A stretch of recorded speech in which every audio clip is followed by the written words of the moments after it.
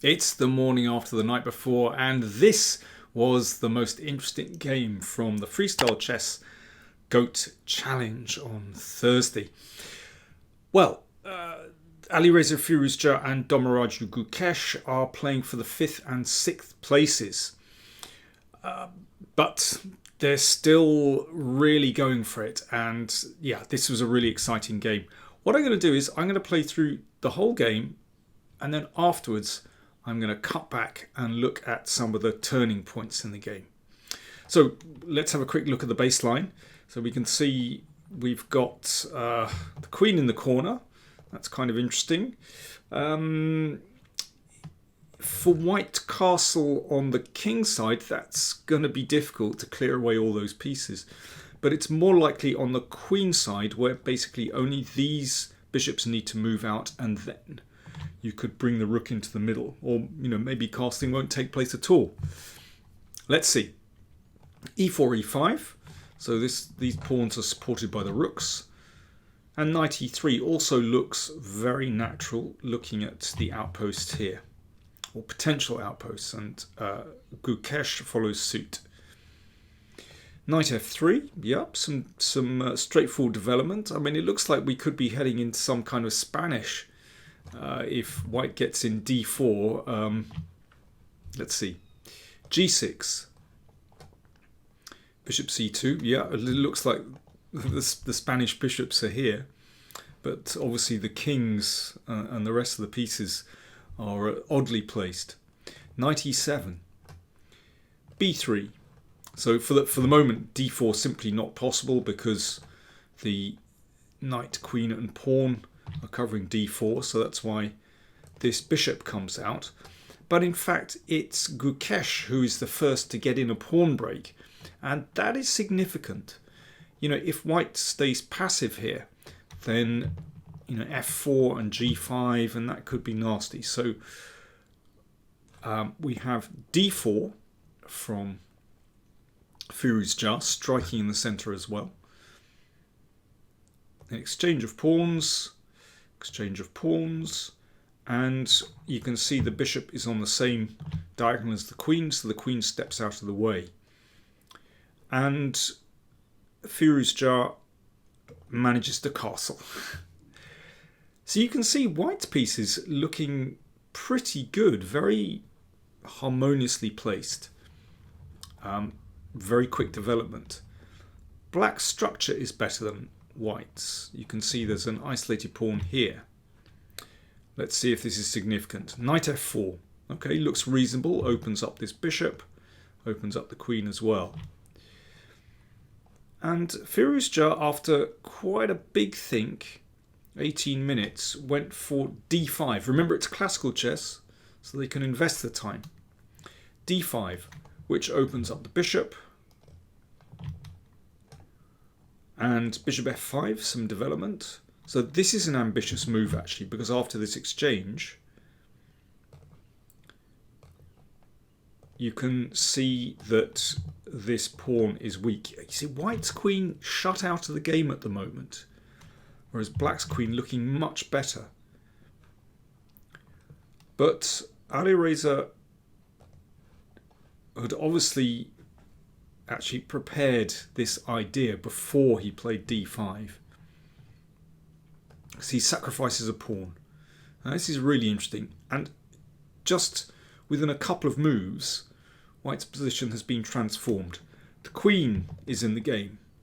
Yeah, I know it's still in the corner, but actually looking really powerful in the corner. You can see all these pieces looking great. Of course, this is always the problem when you advance pawns. The squares behind the pawns are weakened, so that e6 square is beckoning for that knight. c6, so that anchors the knight in the middle of the board. Knight e6. Okay, this is a wonderful piece. Rook e8 hits the knight. Of course, if that's exchanged off, then I think black can be very happy. So Alireza decides, okay, I'm just going to crash on and make the most of it. Rook takes. So he sacrifices an exchange. And that is looking like a fantastic piece now on e6. Now that is a true octopus. You know, it seems to really dominate black's pieces. Wonderful piece. But it's actually not so clear. Bishop c7, queen takes f5, so taking a pawn. So now it's, yeah, knight and pawn against rook. And, well, the important thing is that knight is so beautifully placed. a5, now that looks really strange. Really odd. Obviously trying to bring the rook out at the side of the board. But, you know, these rooks are split, even if it comes to a6. King d2, that's a really bold idea. I think he was worried if the king had come here, then, you know, maybe a4 and the king wouldn't be terribly safe there anyway. Or maybe even just an exchange of queens. So really bold with king d2. Bishop b6. Yeah, fair enough. f4, so the pawns start to advance. Rook a6. This looks too weird for words. The rooks are split. Doesn't look like that rook is getting into the game anytime soon. Looks pretty bad for black. g4. Rolling the kingside pawns. a4. Okay, now it starts to... well, black is destabilizing white's position. So this is very tricky. And rook c8. So this is very interesting. These rooks are slipping away from the influence of the knight. So the knight controls... well, f8 is certainly very important. But the rook is just slipping out to the c-file. And yeah, there are vulnerable squares there. So, queen g5. Alireza looking for solace in an endgame. Queen e8. Yeah, I mean, with the king wandering around in the middle of the board, I think it's understandable that Gukesh keeps the queens on, actually. Queen d5. Queen a4. I mean, it looks very threatening. Rook e4. Now that just kind of secures the position very nicely, actually. So this queen isn't coming in anywhere. Queen d7. Queen is just barking up the wrong tree. And b5. And look, this rook is going nowhere. Now we can see how strong a move rook e4 was, because it covers the a4 square. And the rook can't get to a4, can't move to a5, has to go back. And black is really bottled in here. It looks terrible. And at the moment, there's nothing doing on the c-file. Bishop e5. Exploiting the pin here. King goes to a8. And the thing is, actually, at this point, Alireza realized, well, there's no point in taking on d6. Because actually that pawn covers the king, and if it takes on d6, then rook a5 would win this one. So bishop c3 just came back again, keeps covering the a5 square. Bishop a5, that got exchanged off. So a little bit more freedom for the rook. Rook b4 covers the pawn, so that rook's still blocked in, but at least, you know, black can be content that this rook is, well, you know, having to guard this pawn. Queen e7, trying to find a way in for the queen, perhaps down here somewhere. So g5, h6. So Gukesh is trying to open lines, and Firouzja is trying to keep things closed. So he recaptures with the f pawn. So he wants to make sure that there's nothing happening on the f-file, because the knight is covering. If you recapture with the pawn, then queen h7, and that looks a bit nasty. So that was prudent to recapture with the f-pawn. Queen f7, okay, be careful. So rook f4, queen d7, rook c4. So it's all getting very tricky now. Rook h8. I should say that Gukesh was running short of time. Firouzja had more time. G6, and now it's looking very nasty for black. King b8. King is very poorly placed, actually. G7. Well, yes, those rooks are very badly split. Rook b4, that's a very cool move. Just keeping that one protected, making sure that rook is bottled in and the major pieces just aren't getting out. So Firouzja can get away with having the king in the middle in a very open position. b6 and rook f4. That was the final move of the game. There's no good defense to rook f8. So, for example, rook takes b5, rook f8. It's the end of the game. King a7 and queen a8 is mate. And otherwise, well, obviously, yeah, that's, you get a new queen, and that's also going to be the end very shortly. Well, if one just plays through that game quickly, then it looks as though Firouzja, with that wonderful knight on e6, won the game really smoothly. Well, it wasn't smooth at all. In fact, there was so much going on there. You know, both sides could have played better. Well, that's normal. That's normal in chess. You know, particularly in a game like this, even the best players do not play the best moves. It's almost impossible. Let's go back to this moment. So I'm going to zip through and point out a few of the turning points in the game. Gukesh has just played queen g8. Good move. And castle. So, you know, difference between the two sides is clear. Structurally, black is doing very nicely. Two regular pawn islands.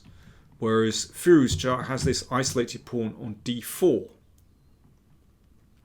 So here is where Gukesh played knight f4, and then we had this pawn sacrifice, which was very unclear. But it looks very nice to play a5 instead. Simple idea, to break up these pawns and actually start to expose white's king. And if, let's say, a3, then rook a6. In this case, it's really strong. You can see b3 is rather weak. And if a4, I guess you could play rook a6 again, but knight c6 is a good move as well. Simply looking to plant that knight on b4, and that's actually rather unpleasant for white. You know, the king could be in some trouble later on. Oh yes, and if d5 doesn't win a piece because of knight c5, hitting this one and hitting that one. Okay, so that was the first moment where Gukesh, I think, missed a good chance to stir things up with a5. Now later on, yeah, I mean, this sacrifice is very, very interesting. But actually, black is still doing okay here. So if I move on to this moment, I mean, there were moments where both sides perhaps could have played a little bit more accurately. But this is a critical moment. In fact, this idea of Gukesh to bring the rook to a6 was not at all bad. But here is where he went wrong. He was starting to run short of time. He played queen a4, which superficially looks pretty good. He'd obviously underestimated this move, rook e4, threatening b5. So queen a4 is a mistake. But for example, if he plays instead bishop f2, hitting that rook, the rook moves, and then the rooks connect. And this is just incredibly strong. It's just better for black because white's king is now in trouble. What a difference when the rooks connect.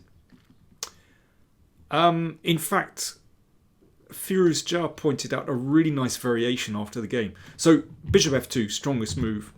Queen g6, also a good move in this position. So the queen activates, it hits this pawn. If h3, bishop f2 again, here, rook ac6. He said after the game that he was, you know, looking at this variation and thought that maybe bishop g7 is okay. And that perhaps the king is safe enough here, but no. there's a simple tactic. As Firouzja pointed out, queen takes bishop, and if knight takes queen, then rook here is checkmate. So yeah, it's just too much having the king wandering around in the middle when those rooks are connected. That makes such a massive difference. And even later on, well, by the time it got to this position, yes, this is very, very good for white. But Firouzja messed up. This was just a mistake playing bishop e5. He should have just pushed on with his pawns, and this is tremendous for white. And later on, in this position, instead of rook h8, incredibly, black is still okay here after this. King a7, that just improves the king a little bit. And then queen h3, you just activate the queen. Yeah, in this position you can see this pawn is attacked. Stepping up means that there's no knight fork. So b5 is attacked, and when that's defended, queen h3, and suddenly you can see that the queen can cause havoc around the king. White should still be okay, but yeah, basically black has enough to draw the game. So there were so many ups and downs in that game. Absolutely fascinating stuff. But we have to say, very boldly played by Alireza Firouzja. He was asked after the game whether he enjoyed freestyle chess, Fischer random chess, chess 960, whatever you want to call it. He said, I like it a lot. You don't spend so much energy before the game, you spend it on the game. Now that's true. And it makes a lot of sense. I don't need to worry about openings. I like it a lot. There you go. So the professionals seem to really enjoy it because they don't have to spend so much time sweating about which opening they're going to play. Hope you enjoyed that. Thanks for watching.